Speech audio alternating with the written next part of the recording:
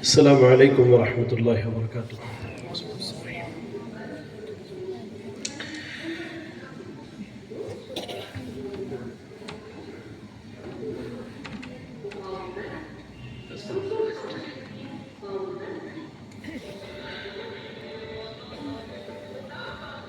بسم اللہ الرحمن الرحیم وبہ نستعین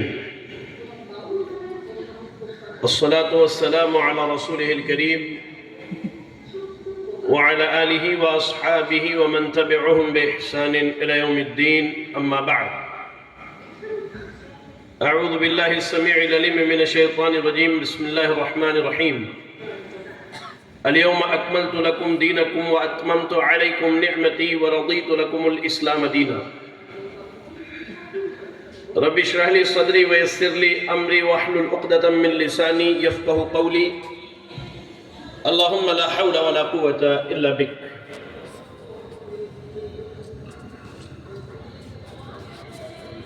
محترم و مکرم قابل قدر علماء اکرام، لائق صد احترام بزرگ حضرات، نوجوان ساتھیوں اور میری اسلامی ماؤں اور بہنوں، آج کے اس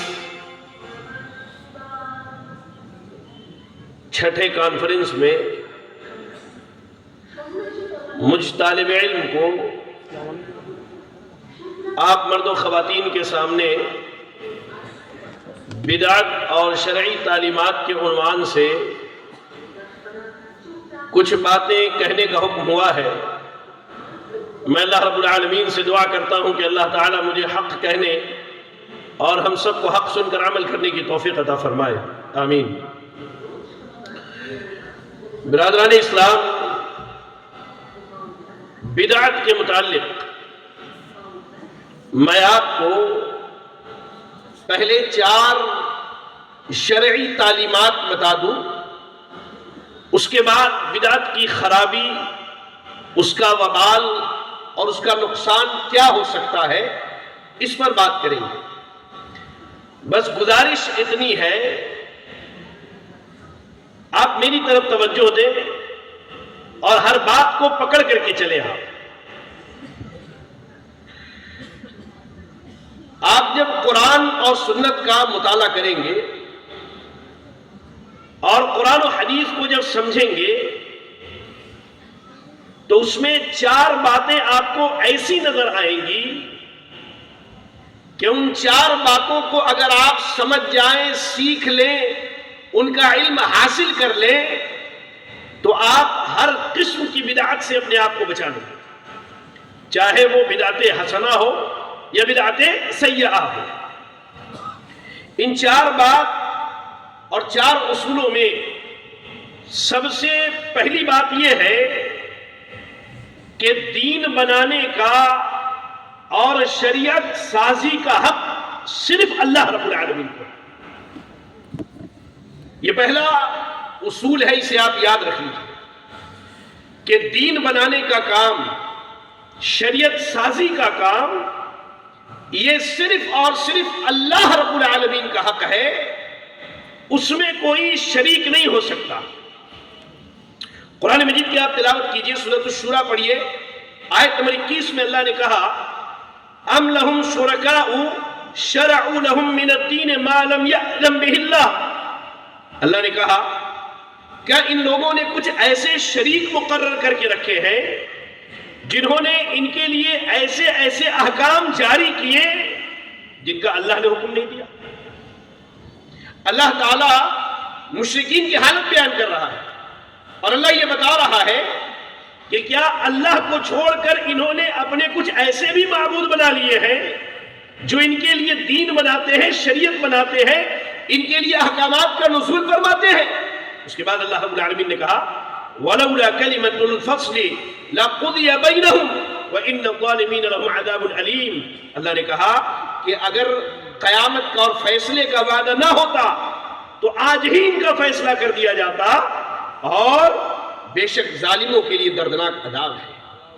اللہ یہاں یہ کہہ رہا ہے کہ اللہ کو چھوڑ کر اگر کوئی دین بنائے، کوئی شریعت سازی کرے، احکامات جاری کرے، وہ ظالم ہے، اور ایسے ظالم کے لیے اللہ نے دردناک عذاب تیار کر کے رکھا ہے۔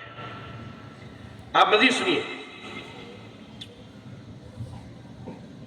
جامع ترمذی پڑھیے آپ، جو حدیث میں آپ کو بیان کرنے والا ہوں اس کی سند کو علامہ البانی رحمہ اللہ نے حسن قرار دیا ہے۔ عدی بن حاتم الطائی رضی اللہ تعالیٰ عنہ کا بڑا مشہور واقعہ ہے۔ کہتے ہیں کہ میں جب اللہ کے نبی صلی اللہ علیہ وسلم سے ملاقات کے لیے پہنچا تو آپ نے فرمایا، اے عدی، اس بت کو اپنے آپ سے دور کر دو۔ اس کے بعد آپ نے سورۃ التوبہ کی آیت نمبر 31 کی تلاوت کی۔ اللہ کا فرمان ہے، اتخذوا احبارهم ورهبانهم اربابا من دون اللہ والمسیح ابن مریم۔ اللہ نے کہا کہ ان لوگوں نے عیسیٰ ابن مریم اور اپنے عالموں کو، درویشوں کو اللہ کے علاوہ رب بنا لیا۔ عدی بن حاتم الطائی رضی اللہ تعالیٰ عنہ کہتے ہیں، ما نعبدهم، اللہ کے نبی ہم تو ان کی عبادت نہیں کیا کرتے تھے۔ تو کہا اللہ کے نبی نے، اگر اللہ نے کسی چیز کو حلال کیا ہے اور تمہارے علماء اسے حرام کہے تم اسے حرام سمجھتے تھے؟ کہا ہاں۔ کہا کہ اللہ نے کسی چیز کو حرام کیا ہے اور علماء اسے حلال کہتے تھے تم حلال سمجھتے تھے؟ کہا ہاں۔ کہا فتلک عبادتہم، یہی ان کی عبادت ہے۔ تو پتہ یہ چلا کہ کسی بھی چیز کے حلال اور حرام کرنے کا حق صرف اللہ رب العالمین کو ہے۔ اللہ کے علاوہ کسی کے لیے یہ جائز ہی نہیں ہے کہ وہ کسی چیز کو حلال کرے یا حرام کرے۔ اس کو ایک مثال سے اور آپ سمجھیں، بڑی آسان سی مثال دے رہا ہوں۔ ہمارا عموماً معراج کا واقعہ سنتے ہیں۔ معراج کا واقعہ امام بخاری رحمۃ اللہ علیہ نے بڑی تفصیل سے بیان کیا، صحیح بخاری کے اندر۔ معراج کے واقعے میں جس کے راوی ابو ذر غفاری رضی اللہ تعالیٰ عنہ ہے، بڑا بہترین دلچسپ واقعہ ہے۔ اس میں ایک کڑی ملتی ہے کہ اللہ کے رسول صلی اللہ علیہ وسلم جو اللہ سے ملاقات کر کے آئے، اللہ نے آپ کو جو تحفے اور تحائف دیے ان میں ایک عظیم تحفہ 50 وقت کی نمازیں تھی۔ 50 وقت کی نمازیں تھی۔ موسیٰ علیہ السلام سے ملاقات ہوئی، کہا کیا ملا؟ ساری چیزیں بتائی اور کہا کہ اللہ نے 50 وقت کی نمازیں دی۔ کہا کہ جائیے جا کر کے اسے کم کروائیے، میں نے انسانوں کو آزمایا ہے، وہ اس کی طاقت نہیں رکھتے۔ پیارے نبی صلی اللہ علیہ وسلم بار بار اللہ کے پاس گئے، ان کی اصرار پر کئی مرتبہ جانے کے بعد یہ نمازیں 5 ہو گئی۔ کتنی ہو گئی بھائی؟ 5 ہو گئی۔ اب موسیٰ علیہ السلام کہتے ہیں کہ ابھی بھی آپ کی امت اس کی طاقت نہیں رکھتی، آپ جائیے اور جا کر کے اللہ سے کم کروائیے۔ اللہ کے نبی صلی اللہ علیہ وسلم کہتے ہیں مجھے اللہ سے حیا آتی ہے، اب میں نہیں جا سکتا۔ نماز کیا ہے؟ دین کا حکم ہے، شریعت ہے، اسلامی احکام ہے۔ اور بات کس کی ہو رہی ہے؟ موسیٰ علیہ السلام جن کو کریم اللہ کہتے ہیں اور پیارے نبی صلی اللہ علیہ وسلم کی، یہ دونوں جلیل القدر انبیاء ہیں۔ اگر واقعی دین بنانے کا حق اللہ نے نبی کو بھی دیا ہوتا تو بار بار اللہ کے جانے کی ضرورت نہیں تھی، بار بار اللہ کے جانے کی ضرورت نہیں تھی۔ اور جو کہتے ہیں نا دین میں بدعت حسنہ، اچھی بدعت، وہ بھی سنیں۔ موسیٰ علیہ السلام کو یہ چیز پسند تھی کہ نماز میں کمی کر دی جائے، 5 سے 3 کر دیا جائے، لیکن اللہ کے نبی نے کیا کہا؟ مجھے اللہ سے حیا آتی ہے، میں اللہ کے نہیں جا سکتا۔ اللہ کے نبی کو بھی یہ چیز پسند ہے، انسان اس کی طاقت نہیں رکھتے، لیکن کہا اللہ سے حیا آتی ہے۔ معلوم یہ ہوا کہ دین میں اچھی ہو یا بری ہو، بدعت ہوتی ہے۔ دین بنانے کا حق، شریعت سازی کا حق اللہ نے انبیاء کو بھی نہیں دیا، اللہ نے اپنے پاس رکھا ہے۔ یہ دین اللہ کا دین ہے، یہ شریعت اللہ کی شریعت ہے، اسے اللہ نے نازل کیا، انبیاء کو ذریعہ بنایا لوگوں تک پہنچانے کا۔ انبیاء کو اللہ نے شریعت سازی کا حق نہیں دیا ہے۔ یہ پہلا اصول ہے بدعت کے باب میں کہ دین بنانے کا حق صرف اللہ رب العالمین کو ہے، اللہ کے علاوہ کسی اور کو دین بنانے کا حق اللہ نے نہیں دیا ہے۔ دوسری اہم بات، اللہ رب العالمین نے جب یہ شریعت بنائی، شریعت اسلامیہ، دین اسلام، تو اللہ یہ کام کر چکا، یعنی اللہ نے اس دین کو مکمل کر دیا۔ اللہ نے اس دین کو مکمل کر دیا۔ مکمل یعنی جیسے یہ ہاتھ ہے میرا، اس کی 5 انگلیاں ہیں، اگر اس میں 6 ہو جائے تو بھی آپ کہیں گے کہ اس میں نقص ہے، اور 4 ہو جائے تو بھی آپ کیا کہیں گے؟ اس میں کمی واقع ہو چکی ہے۔ 6 ہو جائے تو آپ کہیں گے اضافہ ہے، زیادتی ہے، اور 4 ہو جائے تو کہیں گے کہ اس میں کمی ہے۔ اصل کیا ہے؟ 5 انگلیاں ایک ہاتھ میں ہوا کرتی ہیں۔ دین ایسے ہی ہے، اللہ نے دین بنایا اور اللہ نے دین کو مکمل کر دیا۔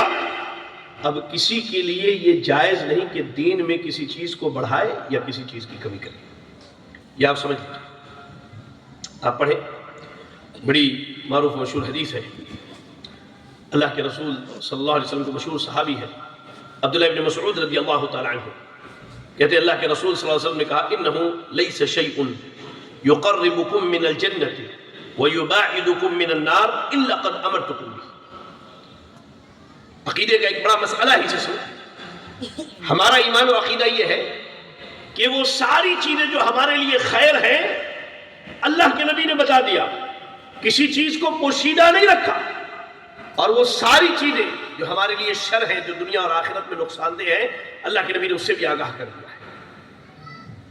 اب عبداللہ ابن مسعود کی اس حدیث کا مفہوم سنو، کہا اللہ کے نبی صلی اللہ علیہ وسلم نے کہ کوئی بھی ایسی چیز باقی نہیں ہے جو تمہیں جنت سے قریب کرنے والی اور میں نے بتایا نہ ہو، اور کوئی بھی ایسی چیز باقی نہیں ہے جو تمہیں جہنم کے قریب کرنے والی ہو اور میں نے تمہیں اس سے آگاہ نہ کیا۔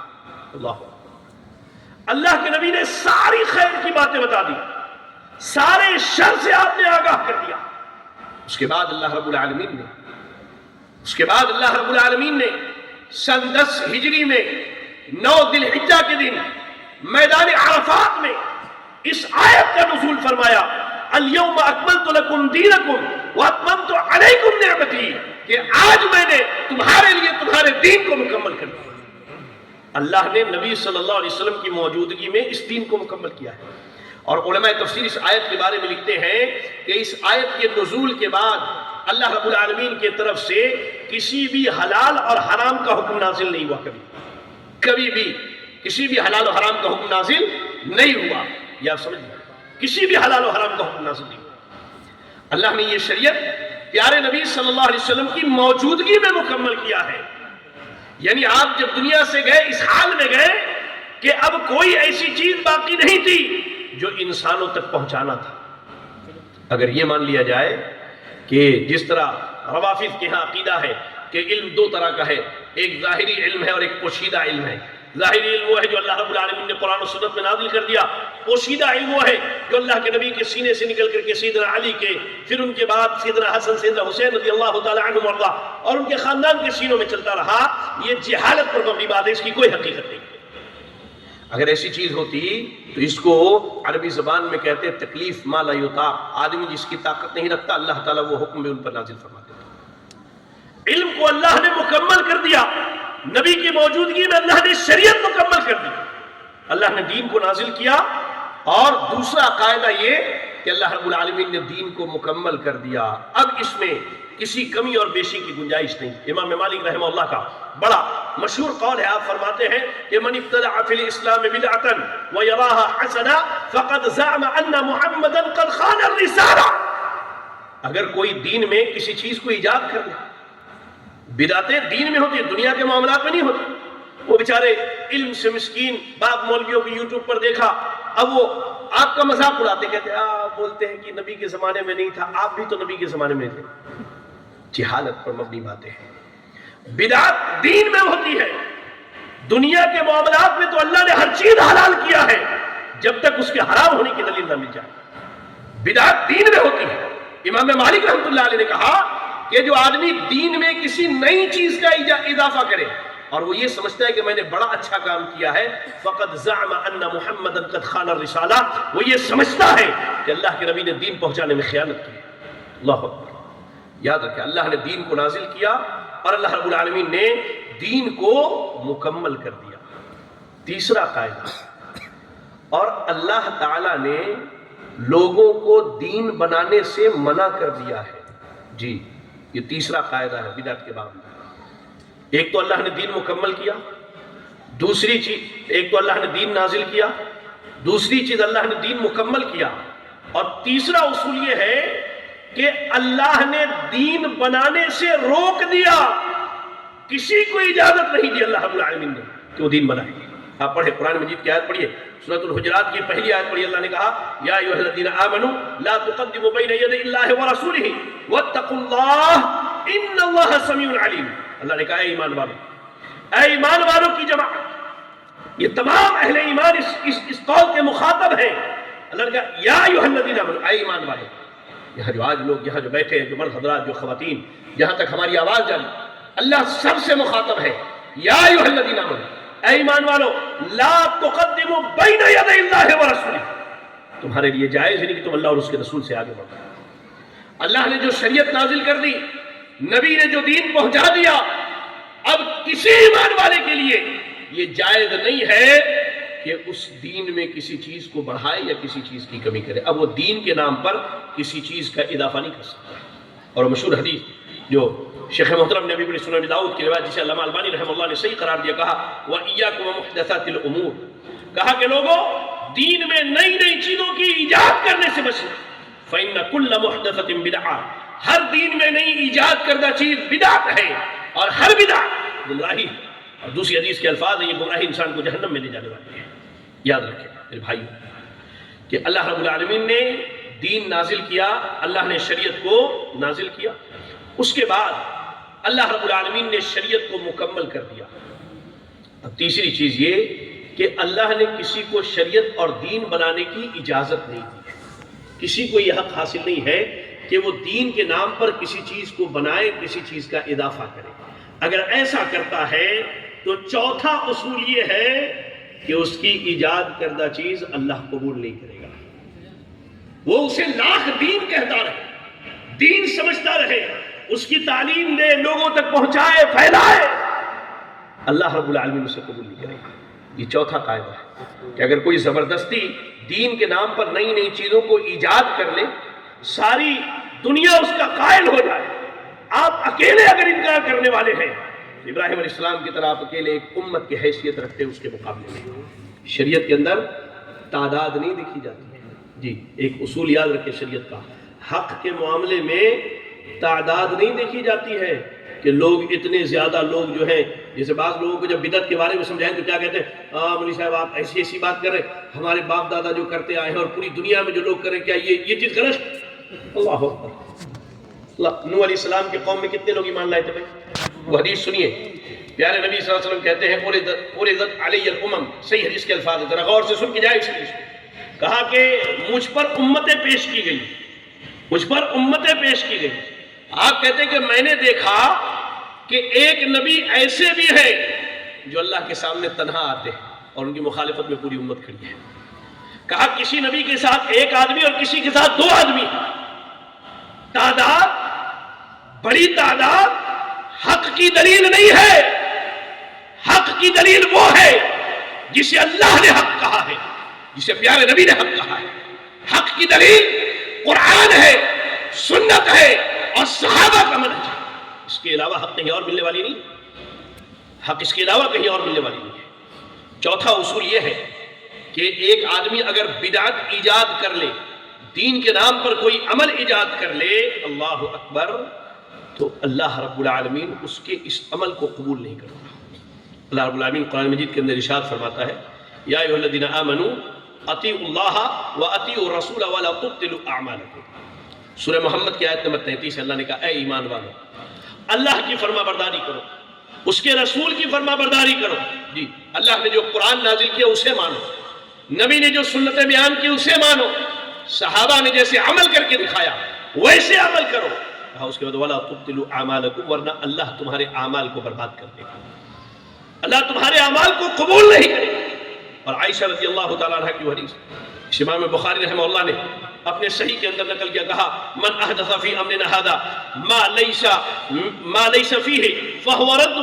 کہا کہ کوئی آدمی ہماری اس شریعت میں کوئی ایسی چیز کا اضافہ کر دے جو اس کا حصہ نہیں ہے, کہا کہ اللہ کے ہاں وہ مردود ہے.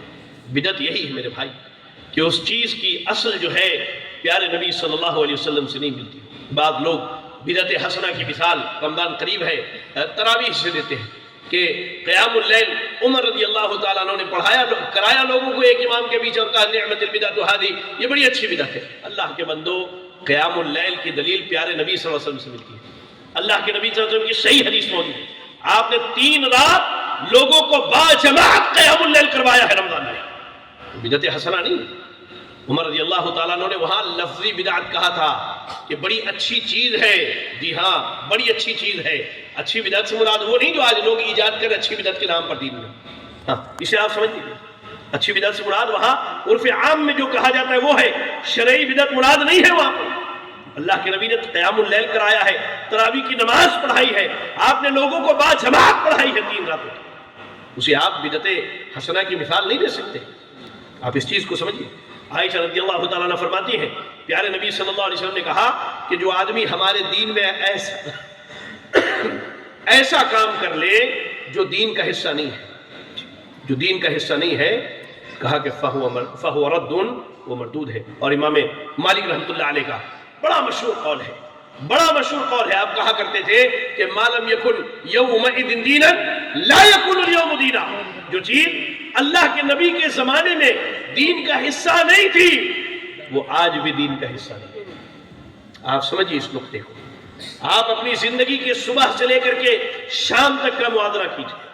میں آپ کو دین کے نام پر ہونے والی بدعات کی مثال دیتا ہوں. انسان کے پیدا ہوتے ہی عقیقے کی جگہ چھٹے دن چھٹی کرائی جاتی ہے. جی, اس کی دعوتیں ہوتی ہیں, 1.25 مہینے پر دعوت ہوتی ہے, سال میں 1 مرتبہ اس کا برتھ ڈے منایا جاتا ہے. اچھا, اس کی جب موت ہو گئی, جی, یہ جب بالغ ہوا, شادی بیاہ میں دین کے نام پر کہیں میلاد کی مجلس لگائی جاتی ہے.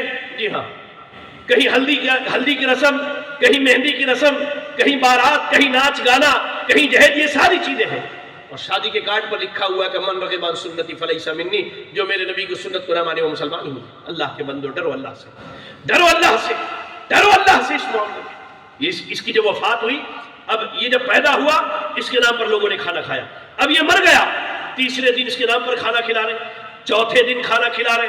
جی, 4تھے دن کھانا کھلا رہے. اس کے نام سے قرآن خوانی کر. اللہ کی قسم میں یہ تنقید کے لیے نہیں کہہ رہا ہوں, آپ میرے دینی بھائی ہیں, آپ کی اصلاح کے لیے باتیں کہہ رہا ہوں. دل کے کان سے سنیے اس بات کو. اس کے نام پر قرآن خوانی کروائی جاتی ہے, سال میں 1 مرتبہ برسی کرائی جاتی ہے, شعبان میں خصوصی طور پر اس کے لیے, اس کی مغفرت کے لیے قرآن خوانی کروائی جاتی ہے. اللہ کے بندو, ڈرو اللہ سے. ذرا یہ بتاؤ, کیا تمہارے اوپر اللہ نے کوئی الگ سے دین نازل کیا ہے؟ کیا تمہارے اوپر اللہ نے کوئی الگ سے دین نازل کیا ہے؟ اور پیارے نبی پر اللہ نے کوئی الگ سے دین نازل کیا تھا؟ اللہ کے نبی صلی اللہ علیہ وسلم کی موجودگی میں آپ کی سب سے چہیتی غمخوار بیوی, آپ کی شریک حیات خدیجۃ الکبریٰ رضی اللہ تعالیٰ عنہ کی وفات ہوتی ہے. آپ کے بیٹے عبداللہ اور ابراہیم کی وفات ہوتی ہے. آپ کی بیٹیاں زینب, ام کلثوم رضی اللہ تعالیٰ عنہم وارضاہ, اللہ ان سے راضی ہو جائے, ان سب کی وفات ہوتی ہے. اللہ کے نبی کے چچا شہید کیے جاتے ہیں.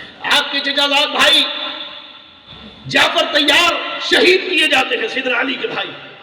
اللہ کے نبی کے خاندان کے لوگ فوت ہوتے ہیں. اللہ کے نبی نے ان میں سے کسی کے نام پر 3 دن تیجا, 4تھے دن چہارم, قرآن خوانی اور برسی نہ کی. اللہ کی قسم, دنیا کا کوئی عالم دین, صحیح تو دور کی بات ہے, ضعیف اور موضوع روایت بھی ایک پیش نہیں کر سکتے اس مسئلے پر. یہ کہاں سے دین ہو گیا؟ یہ کہاں سے شریعت ہو گئی؟ اسی چیز کو امام مالک رحمۃ اللہ علیہ نے کہا تھا, ما لم یکن یومئذ دینا لا یکن اليوم دینا. جو چیز اللہ کے نبی کے زمانے میں دین کا حصہ نہیں تھی وہ آج بھی دین نہیں ہے, چاہے پوری دنیا اس پر عمل کرتی. جتنی چیزیں ہیں, شب برات ہو, شب معراج ہو, جی, عید میلاد النبی ہو, جتنی چیزیں ہیں آپ اس کی دلیل اللہ کے نبی سے لا ہی نہیں سکتے, اور آپ اسے شریعت سے جوڑتے ہیں. اور شریعت کا قاعدہ یہی 4 اصول ہے بنیادی, کہ اللہ نے شریعت کو نازل کیا ہے, تو اللہ نے جس شریعت کو جناب محمد رسول اللہ صلی اللہ علیہ وسلم پر نازل کیا, اللہ کی قسم کہتا ہوں یہ ساری بدعتیں اس شریعت کو نہیں تھی. اللہ نے شریعت کو نازل کرنے کے بعد اسے اللہ کے نبی کی موجودگی میں مکمل کر دیا. آپ کی موجودگی میں اللہ نے مکمل کر دیا.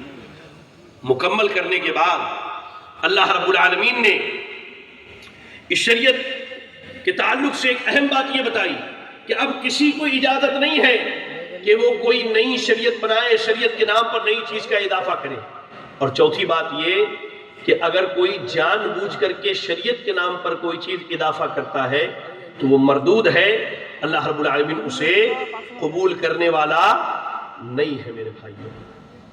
یہ اصول اگر آپ سمجھ گئے تو سماج میں ہو رہی ساری بدعات کا آپ ایک لفظ میں رد کر دیجئے گا کہ یہ بدعت ہے، کیونکہ اللہ نے جو شریعت پیارے نبی پر نازل کی، جسے صحابہ نے سنا، سیکھا، سمجھا، اور اس کے بعد وہ حدیث کی کتابوں میں جمع کی گئی، پھر صحابہ نے اس پر عمل کر کے دکھایا،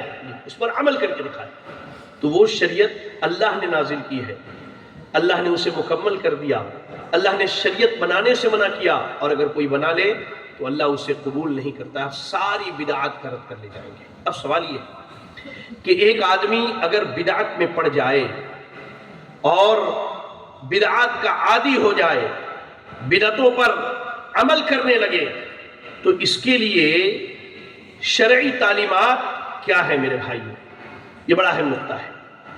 بدعت کے بارے میں سب سے پہلی چیز یہ کہ اگر کوئی آدمی بدعت میں پڑا ہوا ہے تو اللہ رب العالمین بدعتی کے کسی بھی عمل کو قبول نہیں کرتا ہے۔ جی غور سے اس چیز کو سمجھیے، یہ بڑا اہم نقطہ ہے کہ کوئی آدمی اگر بدعت میں پڑ جائے تو اللہ تعالیٰ اس کی بدعت کی نحوست کی وجہ سے، اس کی بدعت کی خرابی کی وجہ سے اللہ اس کے کسی عمل کو قبول نہیں کرتا ہے، چاہے وہ جتنی عبادتیں کر لے، جتنی نمازیں پڑھ لے، سال بھر روزہ رکھ لے، ہر سال عمرے کے لیے جائے، بیت اللہ کے حج کے لیے جائے، بڑا حاجی، نمازی اور زکاتی، صدقاتی، خیراتی کے ٹیگ اور لقب لگا لے اپنے نام کے ساتھ، اللہ تعالیٰ اس کا کوئی عمل قبول کرنے والا نہیں۔ بدعتی کے اعمال کو اللہ قبول ہی نہیں کرتا، اسی لیے بارہا کہا جاتا ہے، بارہا اسی لیے کہا جاتا ہے کہ آپ جب دین کے بارے میں کسی چیز پر عمل پیدا ہونا چاہتے ہیں، اسے آپ شریعت کے میزان پر تولیے، اسے آپ شریعت کے میزان پر تولیے، آپ شریعت کے ترازو میں اسے تولیے کہ یہ جس عمل کی دعوت دی جا رہی ہے، جس عمل کی ترغیب دلائی جا رہی ہے، یہ عمل قرآن میں ہے یا نہیں، یہ عمل پیارے نبی صلی اللہ علیہ وسلم کی سنتوں میں ہے یا نہیں، صحابہ نے اس عمل پر عمل کیا ہے یا نہیں کیا۔ اگر یہ تینوں جگہوں پر یہ چیز نہیں ملتی ہے تو آپ یقین جانیے کہ یہ بدعت ہے، اور اس بدعت کی وجہ سے آپ نے جتنے اعمال سنت کے مطابق کیے، اللہ تعالیٰ سارے اعمال کو رائے گا اور برباد کر دے گا۔ کیا کہا اللہ رب العالمین نے؟ ابھی میں نے آیت پڑھی سورہ محمد کی آیت نمبر 33، اللہ نے کہا یا ایھا الذین آمنوا اطیعوا اللہ واطیعوا الرسول ولا تبطلوا اعمالکم، اے ایمان والو اللہ کی اطاعت کرو، اس کے رسول کی اطاعت کرو، اپنے اعمال کو رائے گا اور برباد ہونے نہ دو، رائے گا اور برباد ہونے نہ دو۔ قرآن مجید کی آیت ہے، سورۃ الغاشیہ پڑھی، آیت نمبر 3 اور 4 میں اللہ نے کہا عاملۃ ناصبہ تصلی نارا حامیہ، کچھ لوگ عمل کر کر کے تھک جائیں گے، اللہ سے عمل کر کر کے تھک جائیں گے، عمل کر کر کے تھک جائیں گے، لیکن ان کا انجام اللہ نے یہ بتایا کہ انہیں گھسیٹ کر کے جہنم کی آگ میں ڈال دیا جائے گا۔ کیا وجہ ہوگی کہ عمل بھی کرے اور اللہ جنت سے محروم بھی کر دے؟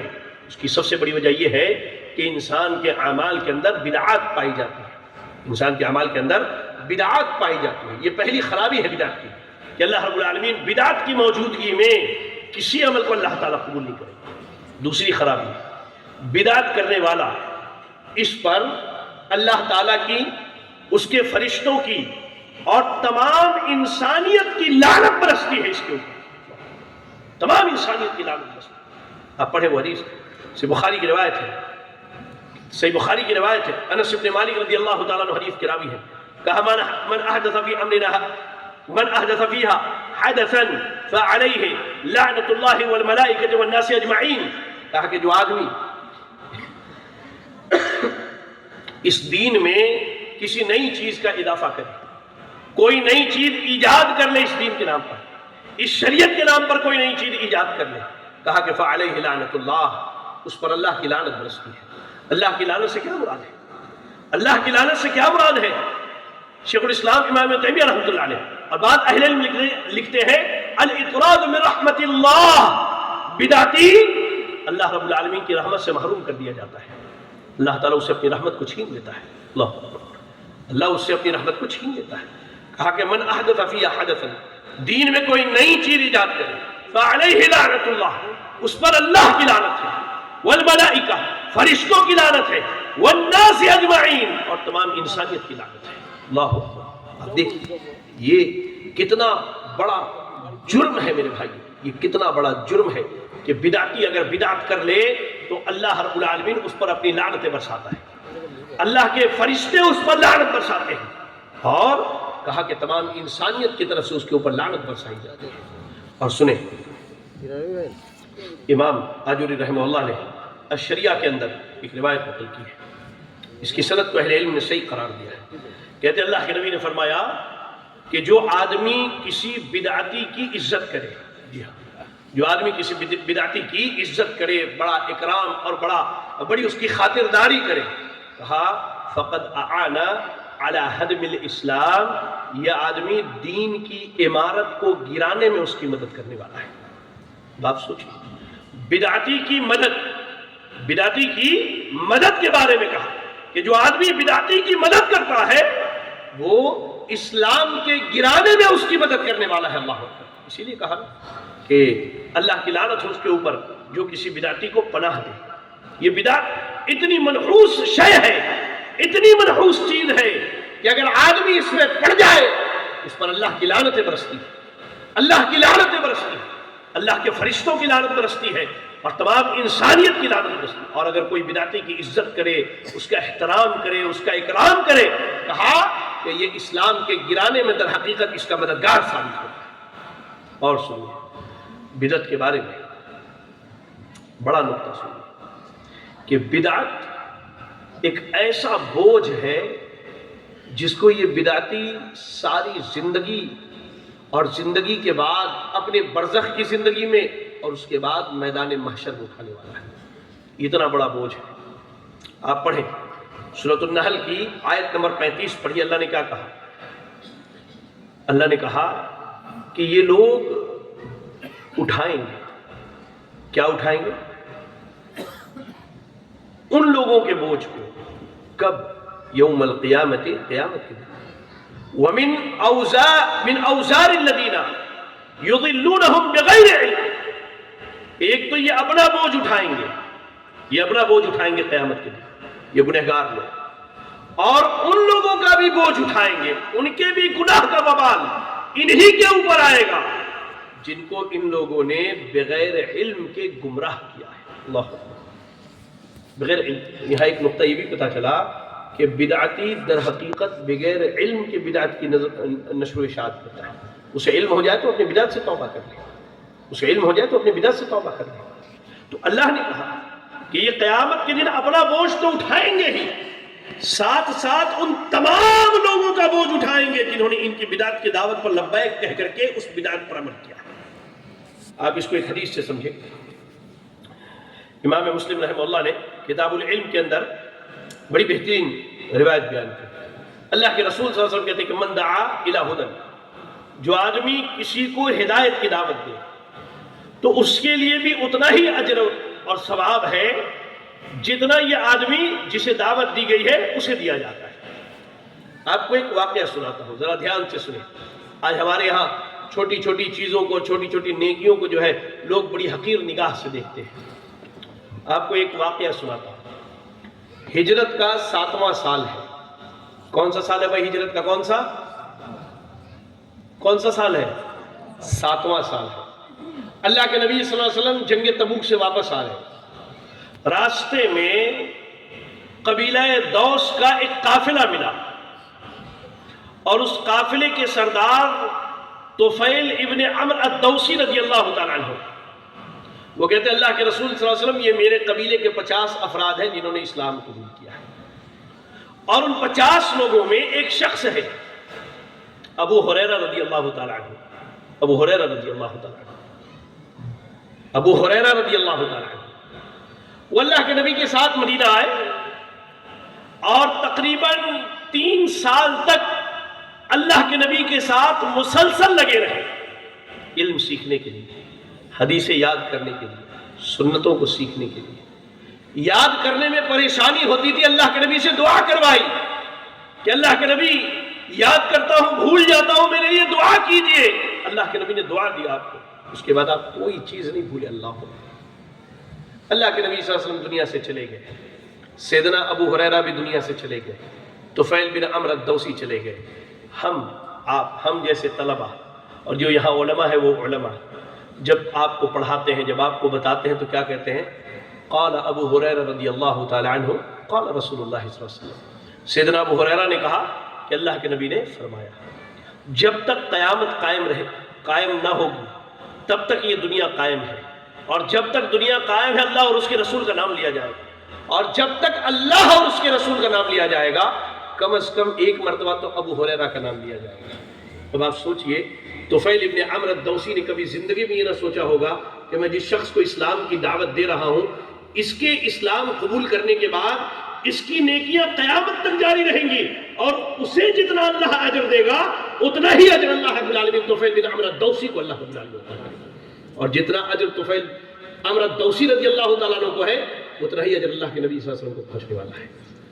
یہ چیز ہے، آپ اگر کسی کو سنت کی دعوت دیتے ہیں، خیر کی دعوت دیتے ہیں، بھلائی کی دعوت دیتے ہیں، جتنے لوگ اس پر عمل کریں گے کہا ان سب کو اللہ جتنا اجر دے گا اتنا اجر اللہ تعالیٰ اکیلے آپ کو عطا کرے گا۔ لیکن اس کے بالمقابل اگر آپ کسی کو بدعت کی دعوت دیتے ہیں، کسی کو دین کے نام پر نئی چیز سکھا دیتے ہیں جس کا دین سے کوئی تعلق نہیں، جس کی دلیل نہ قرآن کے اندر نہ سنت کے اندر نہ صحابہ کے اعمال کے اندر موجود ہے، اللہ اکبر، اب یہ اور اس کے بعد جتنے لوگ یہ عمل کرتے ہوئے چلے جائیں گے، اللہ کی قسم پیارے نبی صلی اللہ علیہ وسلم کہتے ہیں کہ جتنا گناہ ان سب کو ہونے والا ہے ان سب کے گناہ کا ایک ایک حصہ اس آدمی کو بھی پہنچنے والا ہے جو بدعت کی دعوت دیتا ہے۔ بدعت ایک ایسا بوجھ ہے کہ انسان قیامت کے دن اٹھا نہیں پائے گا، یہ بوجھ بہت بڑا ہوگا۔ اور میں تو کہتا ہوں کہ بدعت، دین میں بدعت ایجاد کرنا در حقیقت یہ اللہ تعالیٰ سے اعلان جنگ ہے، یہ اللہ سے اعلان جنگ ہے۔ بدعتی مطمئن نہیں ہوتا ہے کہ اللہ نے وحی نازل کی، اللہ کے نبی نے پہنچا دیا، نا اس کی طبیعت مطمئن نہیں ہوتی، وہ سمجھتا ہے نہیں کچھ چیزیں رہ گئی ہیں جسے ہم بدعت حسنہ کہہ کر کے، اچھی بدعت کہہ کر کے، بڑا اچھا کام کہہ کر کے اللہ کا دین۔ ارے نمازوں کا کم کیا جانا بڑا اچھا کام تھا، موسیٰ علیہ السلام کو یہ چیز پسند تھی، اللہ کے نبی بھی چاہتے تھے، لیکن کیا مسئلہ تھا؟ یہ شریعت کا معاملہ تھا۔ اللہ کے نبی نے کہا اللہ سے شرم آتی ہے، میں اللہ کیا نہیں جا سکتا ہوں۔ چاہتے دونوں تھے، اچھی چیز تھی، ہم بھی چاہتے، ہمارے علماء جی علماء سو بھی چاہتے، ہمارے علماء بھی چاہتے کہ یہ اچھی چیز ہے، دین میں اضافہ کر دیا جائے۔ اچھا ہونا دین ہونے کی دلیل نہیں ہے، دین ہونے کی دلیل قرآن ہے، سنت ہے، صحابہ کا منہج ہے۔ یہ آپ سمجھ لیجیے، اس نقطے کو یاد رکھیں کہ بدعتی اتنا بڑا جرم کا مرتکب ہے کہ اس کی پھیلائی ہوئی بدعت پر قیامت تک جتنے لوگ عمل کرنے والے ہیں ان سب کے گناہ کا ایک حصہ اس کے سر پر آنے والا ہے۔ اگر آپ نے کبھی اپنی زندگی میں ایسا کیا ہے تو اللہ تعالیٰ سے توبہ کیجیے، اللہ سے معافی مانگیے، اللہ سے معافی مانگیے۔ آپ پڑھیں صحیح مسلم ہی کے الفاظ میں، ایک دوسری صحیح مسلم ہی کے اندر دوسرے الفاظ کے ساتھ یہی روایت آئی ہے کہ اللہ کے نبی صلی اللہ علیہ وسلم نے من سن فی الاسلام سنتا سیئتا فعمل بها بعده کتب علیہ مثل وزرہ، اللہ اکبر، کہا اللہ کے نبی نے کہ جس نے اسلام کے نام پر کسی ایسی چیز کا ایجاد کر دیا، دین کے نام پر کوئی ایسی چیز ایجاد کر دی جس کا شریعت سے کوئی تعلق نہیں ہے، اور اس کے بعد اگر لوگ اس پر عمل کرنے لگے تو قیامت کے دن گناہگاروں کا بوجھ اس کے کندھے پر لادا جائے گا، اور اس کے بوجھ میں سے کسی چیز کو کم نہیں کیا جائے گا۔ اس لیے میرے بھائیو یاد رکھیں، بدعت کی موجودگی میں نہ عمل قبول ہوتا ہے، بلکہ بدعت کی موجودگی میں انسان اس کی نحوست کی وجہ سے گناہوں کے بوجھ تلے قیامت کے دن دب جائے گا۔ اور اس کے بعد چوتھی بات، اگر کوئی آدمی بدعت کرتا ہے تو اہل علم کے ہاں اس کی روایت قبول نہیں کی جاتی ہے، اس کی روایت قبول نہیں کی جاتی۔ ابھی دکتر فاروق عبداللہ نارائن پوری حفظہ اللہ آپ کے سامنے اس نقطے پر بڑی تفصیل سے روشنی ڈال رہے تھے، انہی باتوں کا اعادہ کرتا ہوں۔ میں ایک طالب علم، میری حیثیت نہیں کہ علماء کی طرح بات کر سکوں، میں انہی باتوں کا اعادہ کر دیتا ہوں۔ امام ابن سیرین رحمۃ اللہ علیہ کا بڑا مشہور قول انہوں نے بتایا، امام مسلم نے اپنے مقدمے میں ذکر کیا ہے، کہا کہ جب تک عثمان غنی رضی اللہ تعالیٰ عنہ کی شہادت نہیں ہوئی تھی، ہمارے سامنے حدیثیں بیان کی جاتی تو ہم لوگوں کی باتوں کو قبول کر لیتے، لیکن اس کے بعد جب لوگ حدیث بیان کرنے لگے تو ہم نے کہا سمو لنا رجالکم، ان کے نام بتاؤ، تم نے یہ حدیث کس سے لیا ہے؟ اور جب نام بیان کیا جاتا تو ہم دیکھتے کہ ان راویوں میں کوئی بدعتی تو نہیں ہے، اگر بدعتی ہوتا تو اس کی روایت قبول نہیں کرتے، اور اگر اہل سنت میں سے ہوتا تو اس کی روایت کو قبول کر لیتے۔ اور ایک بڑا دقیق نقطہ میں آپ کو بتاتا ہوں، واقعہ بڑا لمبا ہے، مختصر سمجھیے۔ بدعت کے بعد میں بعض لوگ صحابہ اکرام کو مطعون کرتے ہیں، بعض لوگ سیدنا عمر رضی اللہ تعالیٰ عنہ، بعض لوگ سیدنا ابو ہریرہ رضی اللہ تعالیٰ عنہ مطعون کرتے ہیں بدعت کے بعد میں۔ بعض لوگوں نے کہا کہ ابو ہریرہ تو فقیہ نہیں تھے، نعوذ باللہ من ذلک، اس طرح کی باتیں۔ صحابہ میں سے کوئی بھی بدعتی نہیں تھا، جی اس نقطے کو سمجھ کے جائیے آپ، صحابہ میں سے کوئی بھی صحابی بدعتی نہیں تھا۔ آپ کو معلوم ہے اسلام میں جو سب سے پہلا فرقہ اسلام سے ہٹ کر کے جو بدعتی فرقہ بنا وہ خارجیوں کا فرقہ تھا۔ ان کا فرقہ تھا خارجیوں کا۔ ان سے بات چیت کرنے کے لیے عبداللہ ابن عباس رضی اللہ تعالیٰ عنہ پہنچے۔ ذرا غور سے سنیں اہل ایمان کی جماعت، کیا کہا تھا انہوں نے وہاں پر؟ جب آپ خارجیوں کے مجلس میں پہنچے تو ان سے کہا کہ تمہاری اتنی بڑی مجلس میں، ان سے کہا کہ میں اللہ کے نبی کے خلیفہ سیدنا علی کی طرف سے آیا ہوں، انصار و مہاجرین کی طرف سے آیا ہوں، میں اہل بیت کی طرف سے آیا ہوں۔ اور اس کے بعد کہا کہ تمہارے اتنے بڑے مجمع میں دیکھتا ہوں کہ صحابہ میں سے کوئی موجود نہیں ہے۔ تو اگر کوئی صحابہ کی طرف بدعت کو منسوب کرے اور زبردستی کسی صحابی کو بدعتی بنائے تو اس کے لیے سیدنا عبداللہ ابن عباس رضی اللہ تعالیٰ عنہ کا یہ قول زہر کی حیثیت رکھتا ہے۔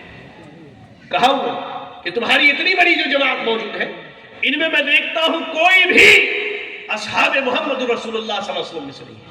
اور اہل علم نے لکھا یہ اس بات کی دلیل ہے کہ صحابہ میں سے کوئی بھی صحابی کسی قسم کے بدعت میں ملوث نہیں تھے، الحمدللہ کوئی صحابی بدعت میں ملوث نہیں تھے۔